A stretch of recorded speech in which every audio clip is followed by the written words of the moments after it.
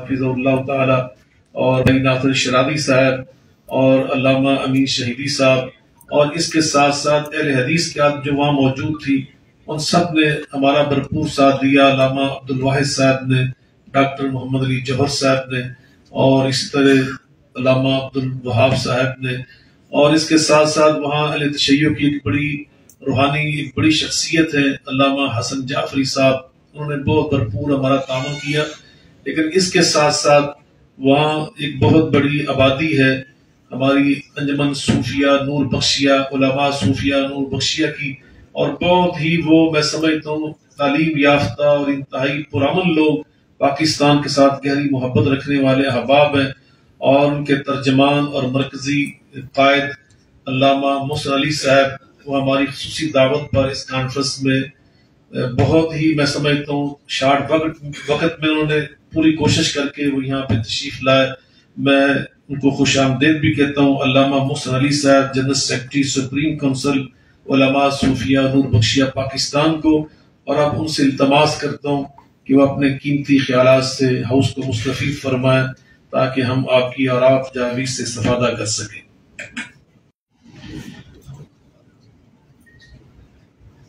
الحمد لوليه والصلاة على نبيه وآله المتأدبين بآدابه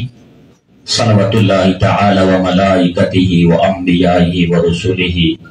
وحملة عرشه وجميع خلقه على سيدنا محمد وآله وأصحابه أجمعين. أما بعد فأعوذ بالله من الشيطان الرجيم. بسم الله الرحمن الرحيم. فأصبحتم بنعمته إخوانا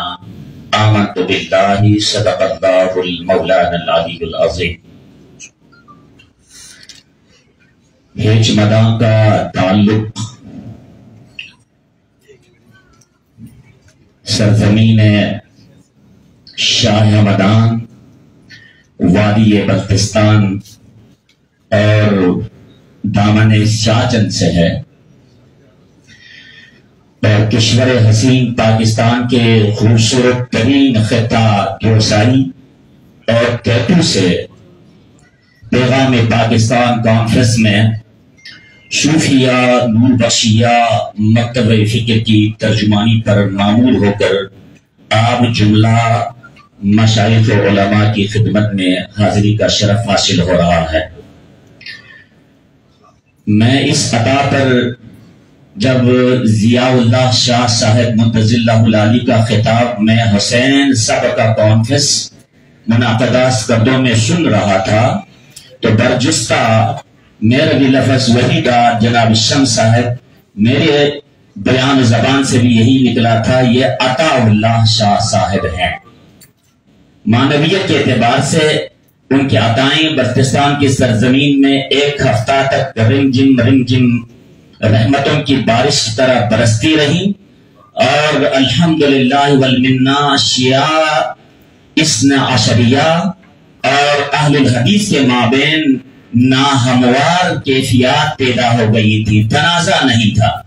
جھگڑا نہیں تھا، تصادم نہیں تھا، لیکن بدبو جیسے پھیلی، چنگاری جیسے اٹھی، اس شخصیت نے وقت نکالا اور الحمدللہ والمنہ وہاں پر مذہبی ہم آہنگی بحال ہو گئی. اور نتیجتاً جب ہمیں دعوت ملی تو میں الحمدللہ بہت کم وقت میں پہلی مرتبہ غیاری سیاچن گلیشر کے دامن سے کم و بیش اسکردوں تک کا سفر 150 کلومیٹر اور اس کے بعد ہوائی سفر کر کے میری نظر جناب پیر نور الحق صاحب بس نظر فیض پیروی شاہ ہمدان است. میں نے سوچا کہ انی ذاہب الی رب سیہدین، اللہ تبارک و تعالیٰ کا کرم ہے کہ آپ کے درمیان میں موجود ہوں. ایک حدیث مبارکہ چونکہ پیغام پاکستان برائے محراب و ممبر کے حوالے سے منعقدہ کانفرنس ہونے کے ناطے سے میں نے ذخیرۃ الملوک کی اس عبارت سے اخذ کرنے کی کوشش کی ہے. صرف عبارت سناتا ہوں، ترجمہ نہیں کروں گا. فرمایا گیا وقت تحسین بھی ہے، تائید بھی ہے، تصدیق بھی ہے، توثیق بھی ہے اور تعریف بھی ہے، اور تمام جملے اس میں انشاءاللہ العزیز مکمل ہو جائیں گے. فرماتے ہیں عن ابی ہریرہ رضی اللہ تعالی عنہ قال قال رسول اللہ صلی اللہ علیہ وآلہ وسلم ان حول العرش منابر من نور علیہا قوم لباسهم نور ووجوههم نور لیسوا بانبیاء ولا شہداء یغبطهم النبیون والشہداء قالوا یا رسول اللہ صلی اللہ علیہ وآلہ وسلم صفهم لنا قال المتحابون فی اللہ والمتدارسون فی اللہ والمتظاہرون فی اللہ او کما قال نبی صلی اللہ علیہ وسلم. اس مجالست اور اس مجلس میں جو خوشبو محبت کی آ رہی ہے دراصل یہی خوشبو فقہ سبا میں میرے سید محمد نوربخش کوہستانی رحمت اللہ تعالی علیہ نے آج سے غالباً 600 سال قبل عطا کی تھی. اور میں چونکہ علماء و مشائخ کی ایک جمع غفیر بکور علماء اور بہور فضلاء یہاں تشریف فرما ہے وہ لفظ و عبارت آپ کے خدمت میں دہرانا چاہتا ہوں جو نوربخش رحمت اللہ تعالی علیہ نے سلسلہ کبریا کے تسلسل کے حوالے سے افتراق امت کو کم کرنے اور اتحاد امت کا بیڑا اٹھا کر جو کام آپ کرنا چاہ رہے تھے اس پر صاحب المنجد نے چاہتا ہے میں وہی بیان کر کے اس کتاب کی حوالے سے جو میسیج دینا چاہتا ہوں اور ہمارے مکتب فکر کے حوالے سے جو پیغام پاکستان پر اپنا کنٹریبیوشن دینا چاہتا ہوں وہی میری بات تمام و کمال ہو جائے گی.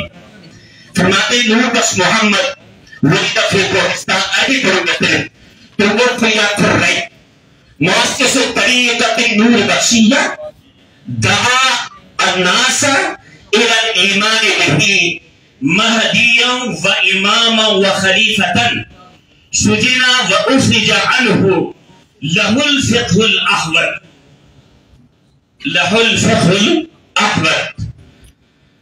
ووضع فيه على ما يقال مذهبا وسطا